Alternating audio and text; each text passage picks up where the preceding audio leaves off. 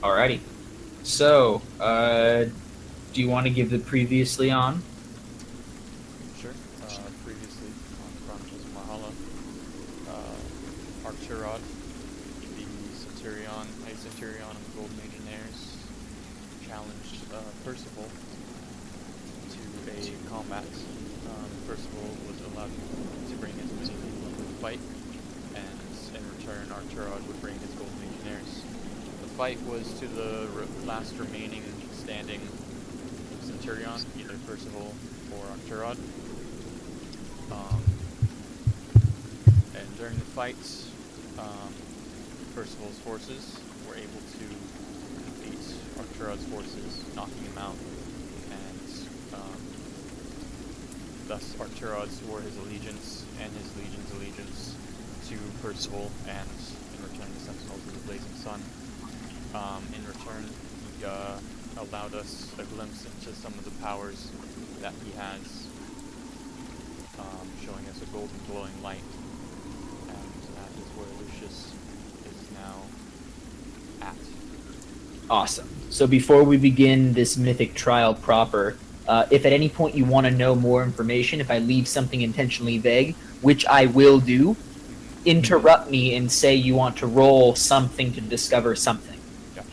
Alright. So take agency and interrupt me if you want to learn anything. Otherwise, I'll keep it as vague as I can. Alright. Alrighty? You ready? Yes. Alrighty. So, as the golden light grows brighter and brighter, absconding your vision, leaving you with the after image of a pitch black of darkness, all of a sudden, from all around you on all corners, a wet, soaking coldness fills you. As you open your eyes, as you blink twice, and even though you usually can see in the dark due to your gear, your dark vision seems to have been gone. You're in some sort of forest. Rain is swinging in from the side, a freezing rain, icy slush. From the looks of it, the sun has set a few hours ago, and the chill of elements cool you to the bone. It is miserable where you stand. What will you do? I'm gonna look around and see if I see any civilization or anything familiar. 15. Alrighty, with a perception check of 15, you amble forward and kind of reach your hands out as your eyes slowly adjust to this darkness.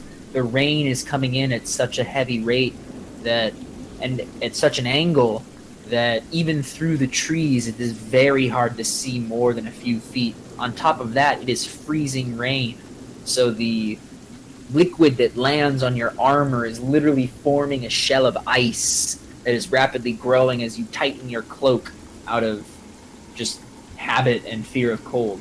Yet with a 15, you do spot something about 1,000 feet away, up to your left. Through the distance, you see a small bobbing light moving across your your field of view, from left to right. Alright, is Iolius with me? During your check, no, you appear to be completely alone. Okay. Alright, if looking around, the bobbing light is the only thing I see, I'm gonna start heading towards it. And as I get closer, I'll start slowing down to try and get a better view, maybe like, I don't know, 200 feet away. Okay, go ahead and roll another perception check then.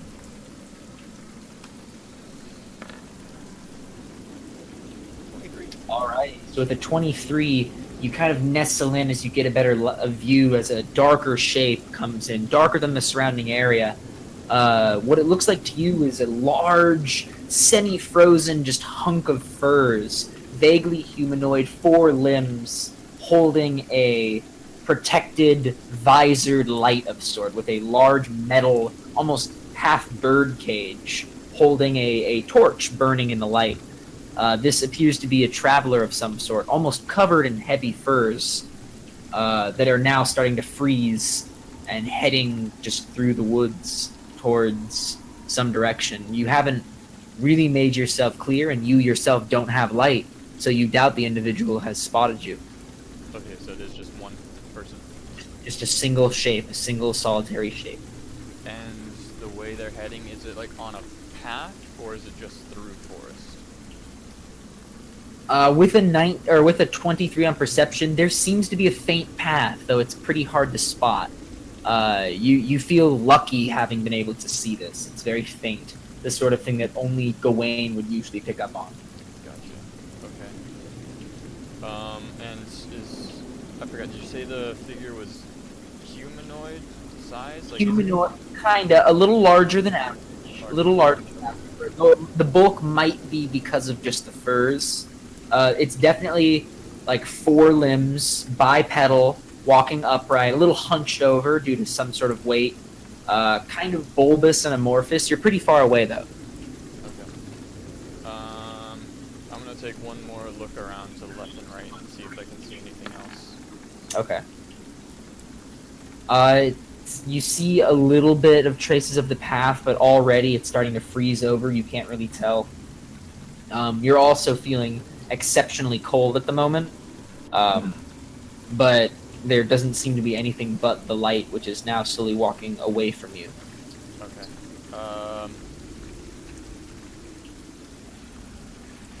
I'm just gonna follow him from like a distance back. Okay. Just kind of following the slight trail that I see. Alrighty. So as you follow this darkened shape, you see the sleet hitting and running off of it, wrapping around like a river flowing around a stone, enveloping and coating, freezing and thawing as this individual continues to move. And yet still, the shape shuffles onward, with you following it about, you'd say about 150 feet, 200 feet? Ish, yeah, about that. Far enough to see. Yeah. The rain picks up a little bit, another whiff of cold swipes against your face. It's still very cold, very wet, but starting as you begin to see forward, looking down this path towards whatever this lantern-bearing individual is walking towards, you see a small a shape begin to emerge from the darkness, the monotony of the trees. Go ahead and roll another perception check. Alright, cool. So out of the swirling darkness, a shape slowly becomes visible. A small wooded tavern. Windows warm and inviting, the sleet cascading off of its sloped roof. The individual in front of you seems to be quite familiar with the location as they march forward, kind of push open the door and allow themselves in, escort themselves in. The building is rather still, and you're still about maybe, I'd say about 90 feet away as the door slowly begins to close. Okay. So it looks like a tavern. A tavern of some sort, yeah. Okay. I'm just gonna walk up to the door and try and open it, I guess. Okay, so as you reach out to open the door, you stumble as you begin to push your weight and find that after the briefest moment of force, you fall forward, fearing to hit the door on your face as you pass through the wooden panel of the door with no hesitation, no resistance, and stumble absolutely silently into an open, mostly deserted tavern. Immediately, let me get the music change now, instead of waiting like last time. Go ahead and have my perception ready. Stop that one.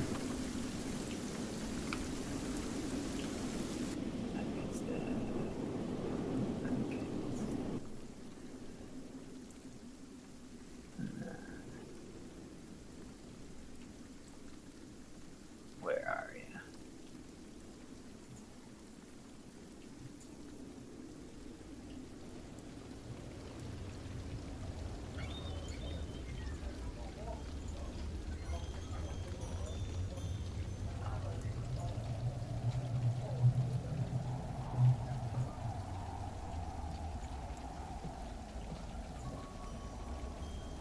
There you go. So as you enter this building, you see that it's almost empty. I want you to roll a perception check on the door behind you as Okay, you come. so yeah, that was my 11 then. Yeah. Okay, cool. So with an 11, you see that etched in on the door itself is a complicated golden circular sigil of some sort. You can try to use a knowledge check to figure out a little bit more about it, but whatever it is glows brighter and then slowly begins to fade as the door clicks shut. I guess religion. Okay. Only knowledge. 34. With a 34 on religion, this is a religious warding sigil, specifically to counter divination spells. This is a spell against prying eyes, scry, stuff like that, with religious focus as well. Good eye. Okay. As it begins to glow. Hello? Hi. Did I interrupt something, or? You did. You just jumped in. We're in the middle of something, but you may feel free to listen. Oh, sorry. No, you're fine. Alrighty. So then as the door closes, instantly the sound of the cold wilderness stops, and the harsh, freezing blues and blacks of the outside are replaced with a warm, golden firelight. Inside, the cabin is a simple one-room wooden building with a lower-than-average sloping roof.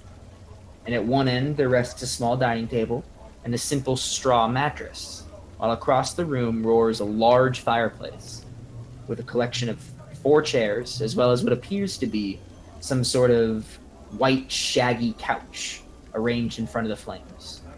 And as you follow this hunched figure into the room, you hear a voice floating over the heat of the fire. You're late.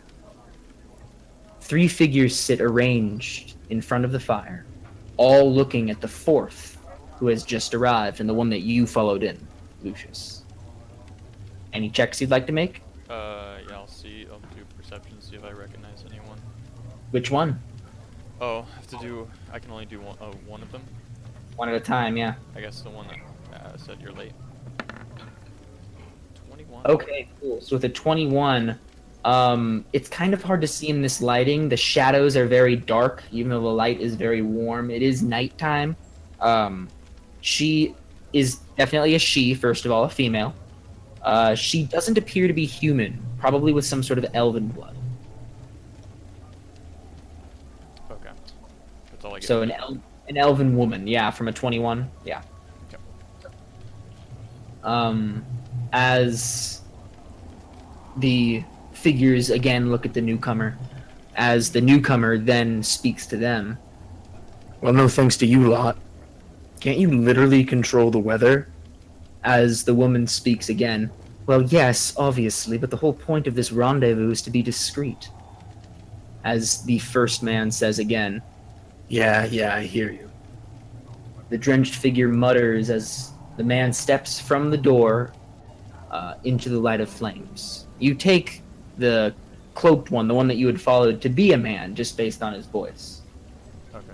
Sure. As the icy shell around him begins to melt, the man starts peeling, soaking layers of fur off of his body, dropping them with wet, slapping sounds against the wooden floor.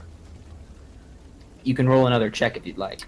I guess as he's taking stuff off and I get a better view, I'll see if I can see his face and look at him. Okay, cool. So with a 15, I'll continue, but I'll let you know when that happens because he'll take off more stuff. As one of the figures in front of the flames quips, "Do you mind?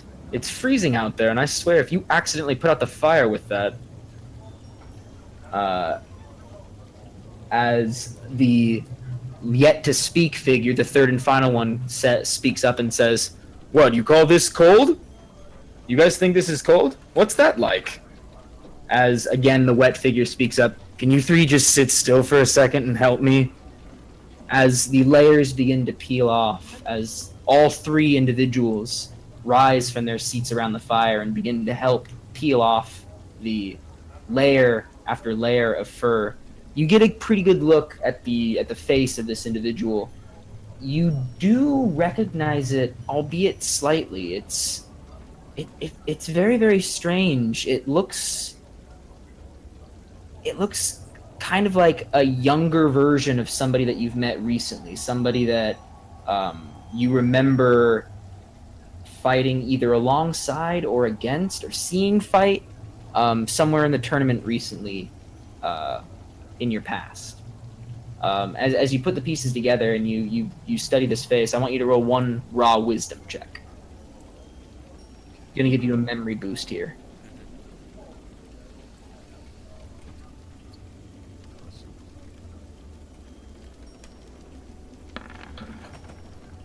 Well, there you go.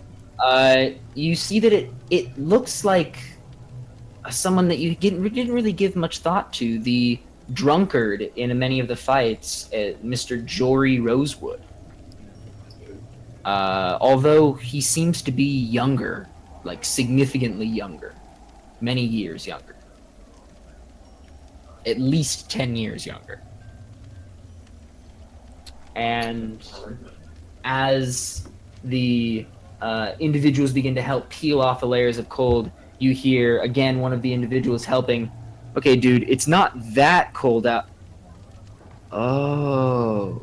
As a layer of fur is removed, and a sound of a crying infant breaks the silence, as the white shape that you mistook for a couch rustles in response to the noise. The female, the woman in the room, speaks up again. Wait, 2 of them? The brothers, 2 boys. I see. As another voice speaks up. Wait a second, I have my own daughter to take care of. Are you trying to... No, you idiot. This affects everyone. The crying grows louder. So he's holding... can- Wait, he's holding 2 kids or 1? He's holding what seems to be 2 infants. Okay. 2 infants, yeah. Okay.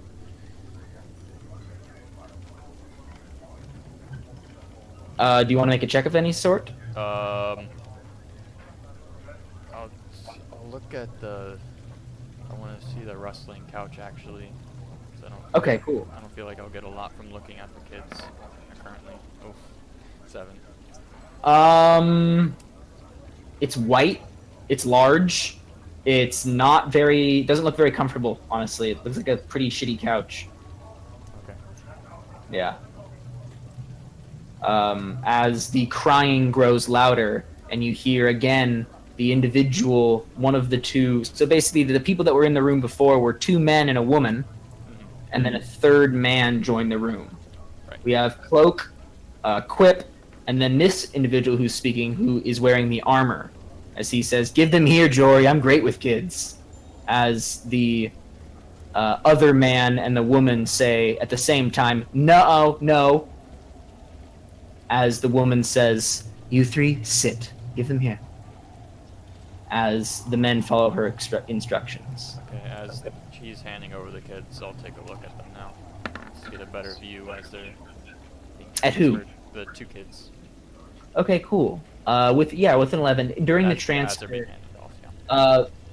both of them seem they're kind of sputtering and crying as they're passed.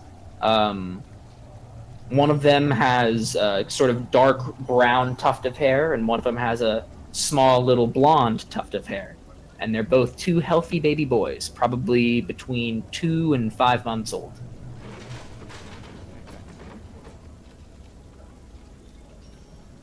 So there's a prolonged silence, and the crying of the infants grows soft as the 4 figures arrange themselves in front of the fire's warmth.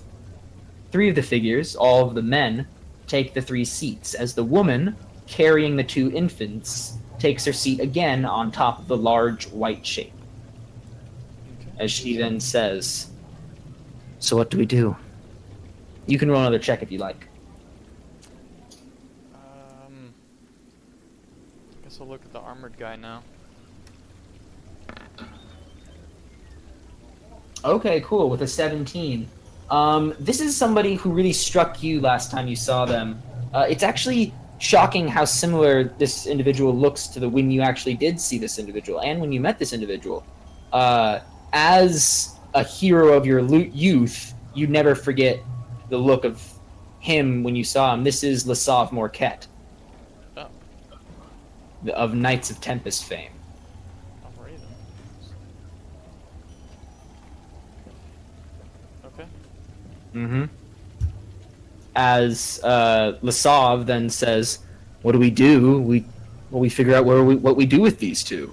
As the woman says, I could take them home. I can guarantee their safety at least." As Jory interrupts, No.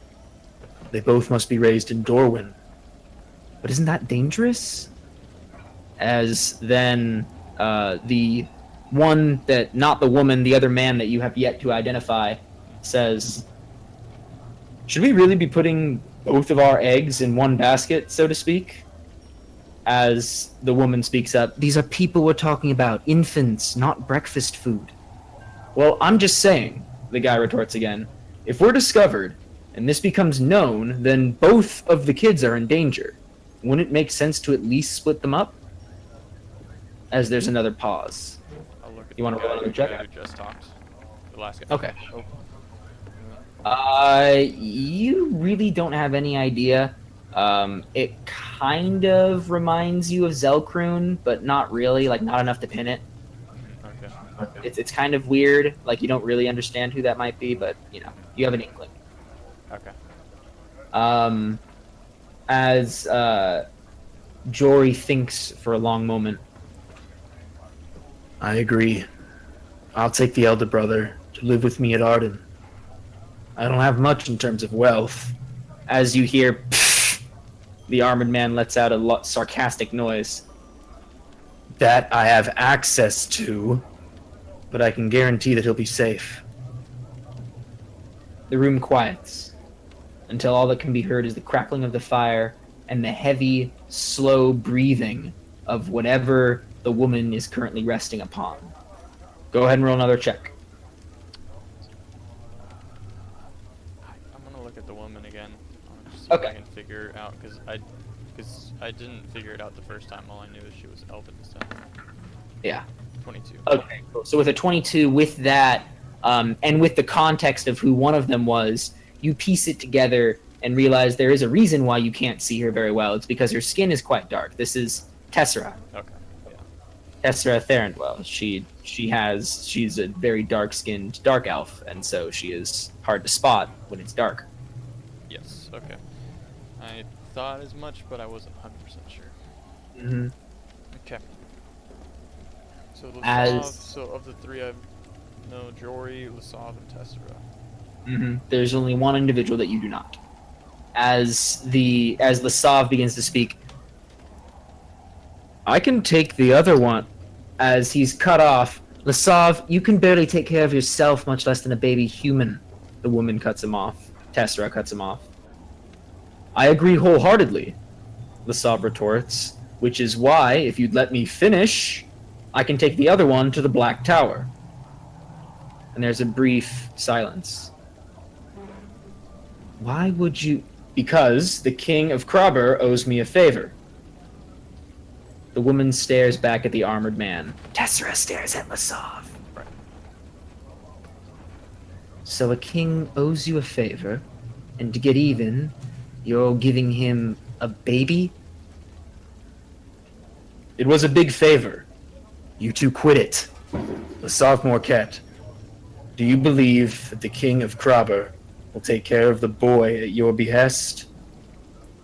As the mirth in Lasav's eyes fades immediately to an iron resolve, he says, Yes, I do. Without question. Jory stands.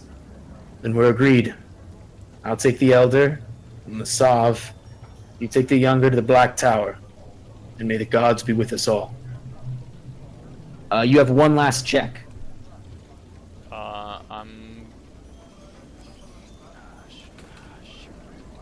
Don't know if I should. I'm gonna look at the guy. I don't know who it is. Okay, go for it. I feel like I know who it is, but 17. Okay, you're not exactly sure, but it reminds you an awful lot of Harvey for some reason. Okay, yeah, that's who I thought it was. Yeah, if that's enough what's for his your name? context, piece Yeah. it together.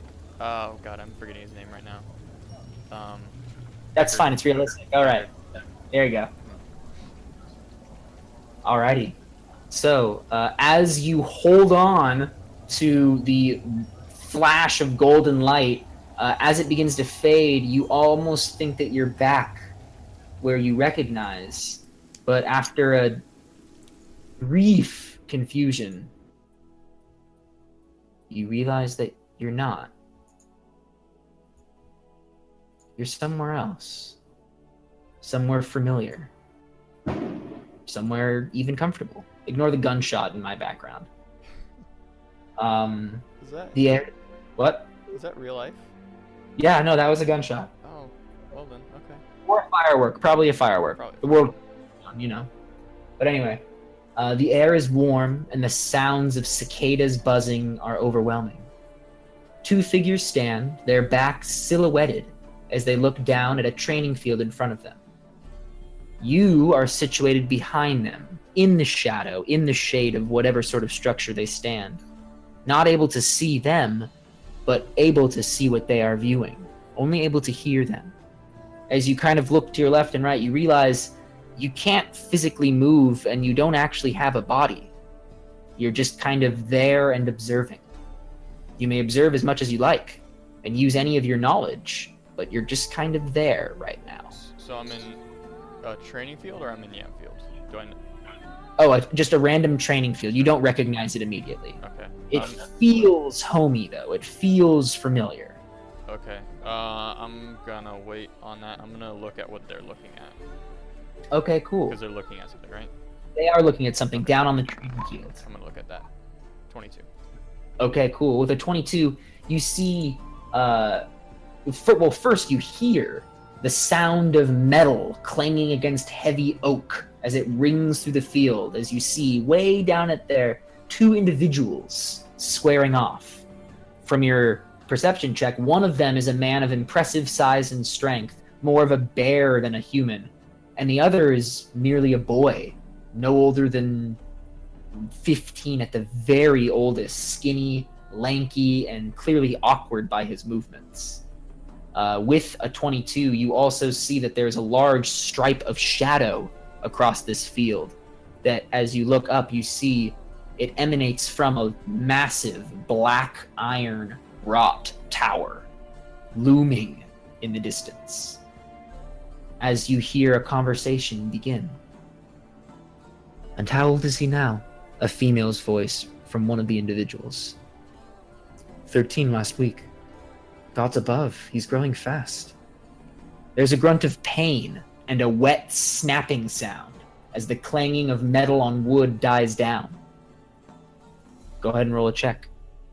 I'm gonna look at the two that were talking in front of me. Okay. Yeah. Man and woman. 11. So you don't recognize either of them. You can get a little bit of information about them.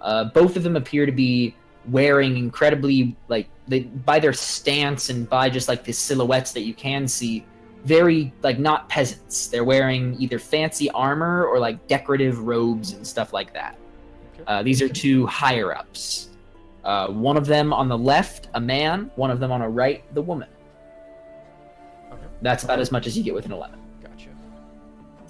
The boy kneels next to the large sparring partner as the man grips his wrists, doubled over in pain, the wooden shield of the giant individual having fallen against the ground. And now he's broken another arm. Another? Hold on, I'll take care of it. Pardon, my lady, but wait and watch. What do you... Just watch.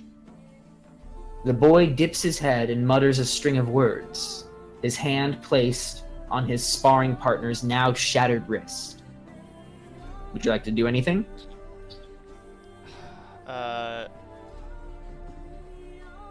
Yeah, I'm gonna watch what the boy does. Okay, cool. Go ahead and roll it. Yeah. Oh, 23. Okay, cool.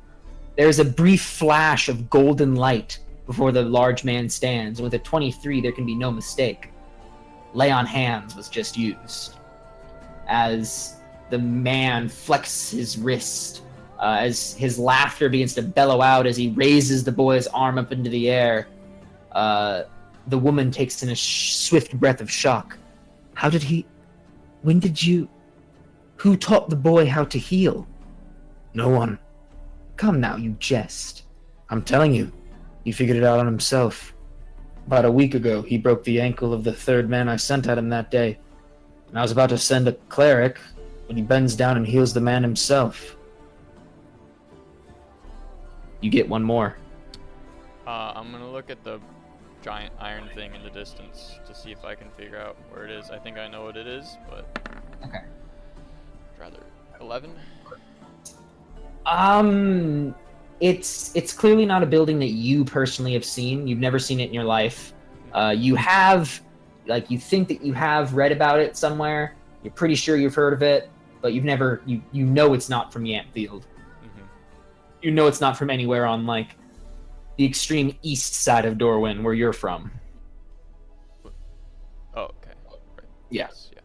Okay, so my guess, I guess it's the Craburgh, the Iron Tower in Craburgh, I think.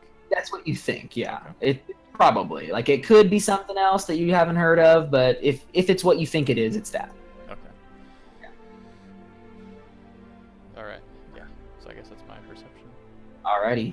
As the woman steps forward just a little bit into the light. This is more serious than we thought. As the man steps forward a little bit as well. Come now, he's just a boy. As the woman takes one more step forward, as the light glints off the armor of the woman, she says, he was never just a boy. As again, the golden light flashes up as your vision disappears once more as we transition into your third scene. Give me a sec.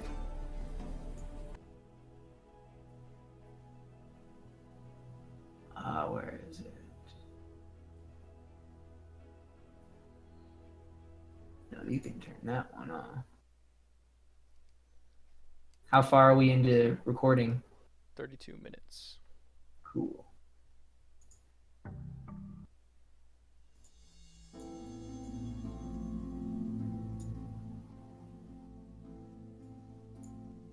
Not what I'm looking for. There it is.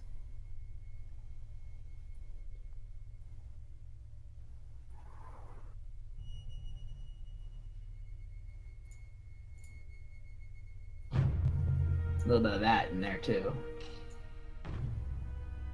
Mythic trial music, I love it. Okay. So, Lucius, you find yourself back within that same dark forest. Though you are no longer cold, the rain hits your skin, but doesn't. It falls off as though it's not even there. You feel a sort of helpless need, a desperate want, a yearning, a compulsion in your heart. I need you to roll a will saving throw.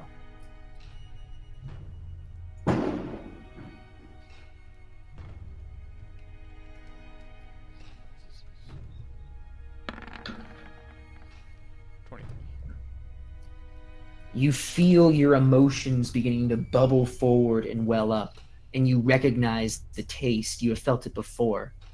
There is a helpless rage, a helpless sense of loss. Something, someone you care about, someone close to you, Lucius, is in trouble, and you know where they are. You know where you can find them. They're further. They're in the woods, and you have to go to them. Okay, You yeah. need to. They're in danger. Yeah, so full sprint, I guess. Full sprint. As you Yeah. sprint, running, go ahead and roll another will saving throw.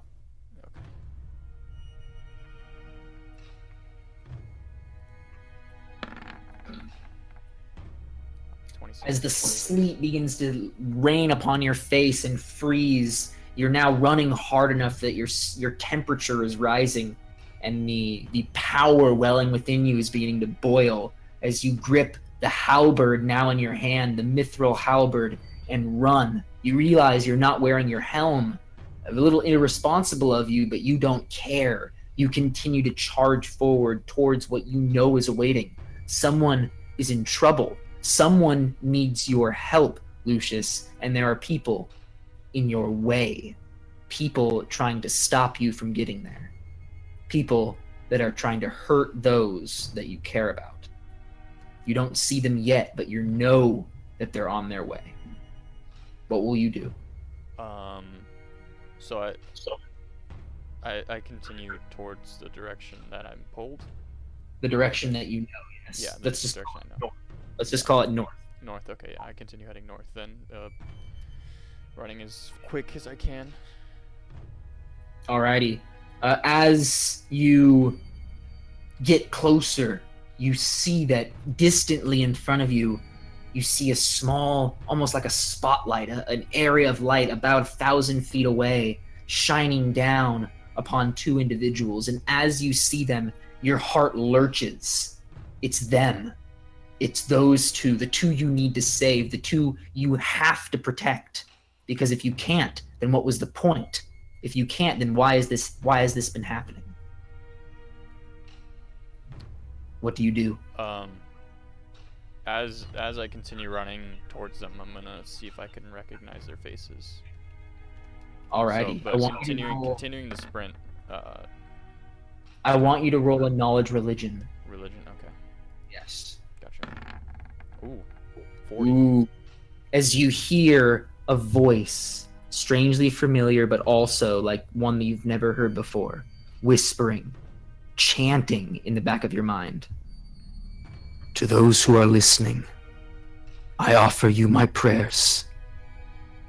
As you run forward, your perception of 9 carrying you forward, you see two individuals, one very, very small and one larger, medium, normal-sized. But as you step forward, a phantom, a dark shape jumps in front of you, armored in its black plate, sword raised, beginning to strike down at you.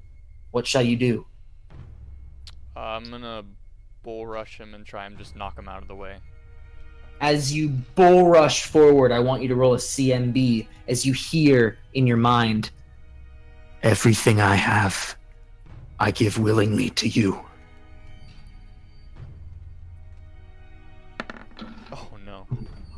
As you smack into him, your contact causes him to fall backwards. You realize this is a weakling compared to you, a nobody, someone that has no business depriving you of being near your loved ones as they fall backwards. And as you turn and see the two of them down on the floor, you see him stepping forward, glinting in his golden, gleaming armor as he holds the blade in his hand, the curved, jagged blade, and takes a step towards the ones you love.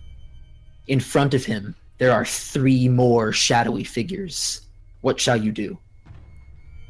Okay, so there's 3 shadowy figures in between the 2 people that I'm trying to save who are about to be attacked by a man with a giant curved sword? Yes. Okay. I'm just gonna continue to sprint forward and do the same thing to each of them, just knock them out of the way as I run towards them. Alrighty, I need you to roll a will save as you begin to run forward. Oh no, 16. And a knowledge religion. 37, so 16 will. Alright. As you get forward, you cannot help yourself as you swing your halberd across in a wide arc, quicker this way, as it cleaves through 1, 2, and 3 of these shadowy figures, which poof to nothing, to ash in your sight. As you continue charging forward, you hear the voice. All that I ask is that you give me strength. As you run forward, you're now within 15 feet of this golden armored foe as he brings his sword up and begins to swing it down at those you care about. What shall you do, Lucius? This is your last decision. I'm gonna try and trip him and knock him to the ground. Alrighty. I need you to roll a will save Yep. in order to do so. And you may surge it should you require. Alright, well, yeah, I'm gonna search it. Alrighty, roll a d6. No, 21. As you swing your halberd up and around, as you bring it down executioner style on the center of the golden armored individual, as now you stand over the ones you care about, and you see on the ground that you are too late. The small individual, the small figure you saw, it's gone. You don't know where, you don't know how. The other figure that you needed to save, she's gone, on the ground, beyond healing. And as you sink to your knees, staring now at the body of the one you failed to protect, you hear the final words of the prayer echo through your mind. The strength to save her. And that is where we're ending your mythic trial.